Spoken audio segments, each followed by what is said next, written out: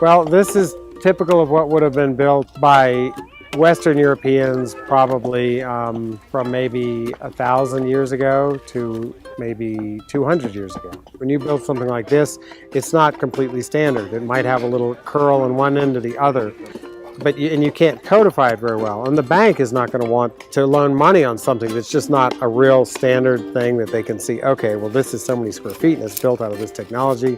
And they might say, well, this is too strange for us. And that's one reason why all kinds of alternative structures are just there outside, that you can't get financing on them. And that's what defines the ability to have a house in our society. Amazingly, these are very fireproof too, because the logs are so big that they don't burn very fast. A modern house with all the little bitty sticks, in it just goes up in a heartbeat. Whereas timber frames could often just burn.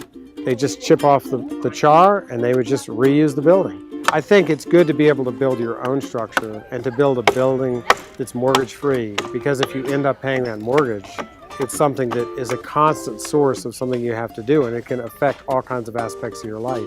If you're able to build something with just the wood on your land and not have to get a mortgage for it, you're way better off in the long run. And my grandfathers taught me when I was probably 6 years old, we built some timber frames. I mean, they were still building this way because they had land and they needed to build buildings like chicken coops and storage sheds and stuff. And we just would take the materials we had on hand and use them and build timber frames or log cabins or whatever we could do with the materials we had. If this building were to rot down in 100, 200 years, however long it might take, there's no pollution or anything else left in the ground. It's just using the materials you've gotten on the site, and it can just go right back into the site.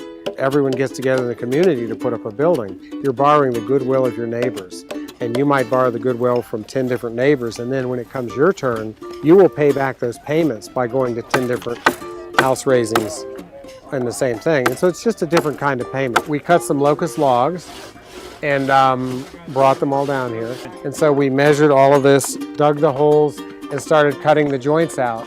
And the idea behind this is you can see where these are fitted together, and on the other side, there's more fitting, and it locks it together so it's very rigid. So when you shake it, when you push on it, you can't budge it at all, because you don't want to be able to have a building that's all floppy.